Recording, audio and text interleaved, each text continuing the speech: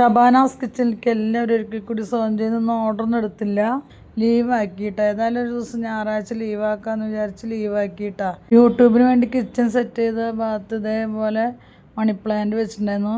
അതിലത്തെ ബോട്ടിലത്തെ വെള്ളമൊക്കെ വറ്റിയിട്ടുണ്ടായിരുന്നു. അപ്പോൾ ഞാൻ ഇതേപോലെ ഫണൽ വെച്ച് ഒഴിച്ച് വെള്ളമൊക്കെ ബോട്ടിൽ നിറച്ചു. ഇതേപോലെ ഫണൽ വെച്ച് ചെയ്യുമ്പോൾ താഴേക്ക് വെള്ളമൊന്നും പോവില്ല. ഉണ്ണിയപ്പം ഉണ്ടാക്കുന്ന ദിവസങ്ങളിൽ 3 അടുപ്പിലാണല്ലോ നമ്മൾ ചെയ്യുക. പിന്നെ ആ പരിസരമൊക്കെ വൃത്തിയാക്കിയതിന് ശേഷമാണ് നമ്മൾ വീട്ടിലത്തെ ഭക്ഷണങ്ങൾ അവിടെ വെക്കാറ്. പാചകം ചെയ്യുമ്പോൾ എപ്പോഴും നമ്മൾ ആസ്വദിച്ച് ചെയ്യണം, ഇഷ്ടത്തോടെ ചെയ്യേണ്ട ഒരു കാര്യമാണ്. അത് കഷ്ടത്തോടെ ചെയ്യുമ്പോഴാണ് ആ പാചകം നമുക്ക് ചെയ്തു വരുമ്പോൾ ടേസ്റ്റ് ഇല്ലാതെ വരുന്നത്. എപ്പോഴും നമ്മൾ ആസ്വാദനയോടെ ചെയ്യേണ്ട ഒരു കാര്യമാണ്. അതുപോലെ നമ്മൾ ഉണ്ടാക്കി കൊടുത്ത് നല്ല അഭിപ്രായങ്ങൾ പറയുമ്പോൾ, അതുപോലെ ഓർഡർ അനുസരിച്ച് നമ്മൾ കൊടുക്കണവരുടെ ഫീഡ്ബാക്ക് നമുക്ക് നല്ല അഭിപ്രായങ്ങൾ കേൾക്കുമ്പോൾ ഒക്കെ വളരെയധികം സന്തോഷമാണ്. ഒരു പാചകക്കാർക്ക് കിട്ടാവുന്ന ഏറ്റവും വലിയ സന്തോഷം അതാണ് കേട്ടോ. പാചകം ഇഷ്ടത്തോടെ ചെയ്യണവരാണെങ്കിൽ ആ അടുക്കള അതേപോലെ അവർ സ്നേഹിക്കും. ഞാൻ പറയാൻ കാരണം, ഉണ്ണിയപ്പൊക്കെ ചുട്ട് കഴിഞ്ഞാൽ ഞാൻ അതേ അടുപ്പിൽ തന്നെ ചോറും കറിയൊക്കെ വെക്കും. നമ്മുടെ വീട്ടാവശ്യങ്ങൾക്കും ഒക്കെ അവിടെ വെക്കാറുണ്ട്. യൂട്യൂബിന് വേണ്ടിയിട്ട് ഞാൻ ഇവിടെ സെറ്റ് ചെയ്ത ഭാഗത്ത് വന്നിട്ട് നിങ്ങൾക്ക് വേണ്ടി ഞാൻ വീഡിയോ എടുക്കാറുണ്ട്. ഇന്ന് ലീവായപ്പോൾ യൂട്യൂബിന് വേണ്ടി കിച്ചൺ സെറ്റ് ചെയ്ത കിച്ചണിൽ വന്ന് പാചകമൊക്കെ ചെയ്യുമ്പോൾ വളരെയധികം എനിക്ക് സന്തോഷം തോന്നിയിട്ടാ. പിന്നെ അതുപോലെ ഇന്ന് ലീവൊക്കെ ആയപ്പോൾ നല്ല ചപ്പാത്തിയും പനീർ ബട്ടറും ഒക്കെ ഉണ്ടാക്കി. സമയം 11 മണിയായി. പനീർ ബട്ടറിൻ്റെ ഫുൾ വീഡിയോ ഞാൻ അപ്ലോഡ് ചെയ്തിട്ടുണ്ട്, കാണാത്തവർ കാണാട്ടാ. വളരെ ടേസ്റ്റി ആയിട്ടുള്ള റെസിപ്പി തന്നെയാണ്. ലീവ് എടുക്കുന്ന ദിവസങ്ങളിൽ ഇതേപോലെ നമുക്ക് ചപ്പാത്തി പൂരിയൊക്കെ ഉണ്ടാക്കാൻ പറ്റുള്ളൂ.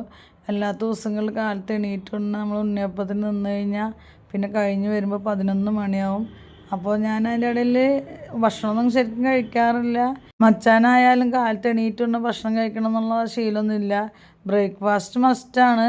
എന്നാലും നമ്മളെ സംബന്ധിച്ചിടത്തോളം എനിക്ക് ചൂടാനുള്ള തിരക്കും അതുപോലെ മച്ചാന് കൊടുക്കാനുള്ള തിരക്കായിരിക്കും. പിന്നെ നല്ലപോലെ വിശക്കുമ്പോഴാണ് ഞാൻ എന്തെങ്കിലും എടുത്ത് കഴിക്കുന്നത്. വിശന്നാലും ഉണ്ടാക്കുകയാണെങ്കിൽ ഞാൻ തന്നെ ഉണ്ടാക്കണമല്ലോ, അപ്പോൾ എനിക്കും മടിയാവും.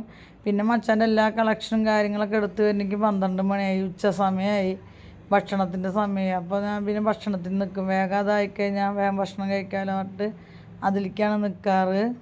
എനിക്കപ്പോഴും ലീവില്ല കേട്ടാ. കാലത്തെ ഫുഡ് ഇവർക്ക് ഉണ്ടാക്കണം, ഉച്ചത്തെ ഫുഡ് ഉണ്ടാക്കണം.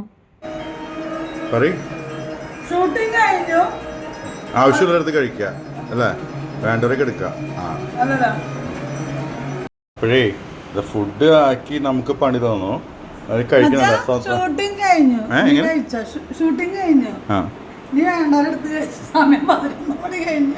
കാലത്ത് 7 മണിക്ക് തുടങ്ങി സെറ്റാക്കി തുടങ്ങിയിട്ട് ഇപ്പൊ 11 മണിക്ക് ഫുഡായി.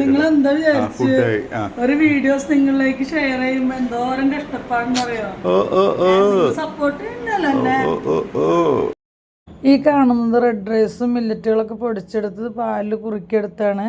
അപ്പോൾ ഞാൻ തലേദിവസം ഇതേപോലെ കറുത്ത മുന്തിരി വെള്ളത്തിൽ കുതിർത്താനിട്ടിട്ട് ഇതേപോലെ ഇതിലേക്ക് ഒഴിച്ചു കൊടുക്കും. അപ്പോൾ നമുക്ക് പഞ്ചസാരയുടെ ആവശ്യമൊന്നുമില്ല. നല്ല മധുരമാണ്, നല്ല ഹെൽത്തി ഫുഡാണ് കേട്ടോ. ചില സന്ദർഭങ്ങളിൽ വർക്ക് കൂടുമ്പോൾ ഞാൻ ഇതേപോലെയാണ് ചെയ്യാറ്. കാലത്ത് വിശക്കുമ്പോൾ ഇതേപോലുള്ള സാധനങ്ങളൊക്കെയാണ് കഴിക്കുക എളുപ്പത്തിന്. വേണമെങ്കിൽ കുറച്ച് നട്ട്സ് ഇട്ട് കൊടുക്കുക കേട്ടോ. അതൊക്കെ പുട്ടുതരിയുടെ അളവിലാണ് പൊടിച്ചെടുത്തിരിക്കുന്നത്. അപ്പോൾ വളരെ ടേസ്റ്റ് ഉണ്ട്. ഇതേപോലെ കുറച്ച് തരിയോടെ കുറുക്കിയെടുക്കുമ്പോൾ ഹണി ചേർത്തി കൊടുക്കുക, മധുരം വേണമെന്നുള്ളവർക്ക്. ഇല്ലെങ്കിൽ ഹെൽത്തി ആയിട്ട് കഴിക്കുക കേട്ടോ. പിന്നെ നമുക്ക് കറുത്ത മുന്തിരിക്ക് ഒരുപാട് ഗുണങ്ങളാണല്ലോ.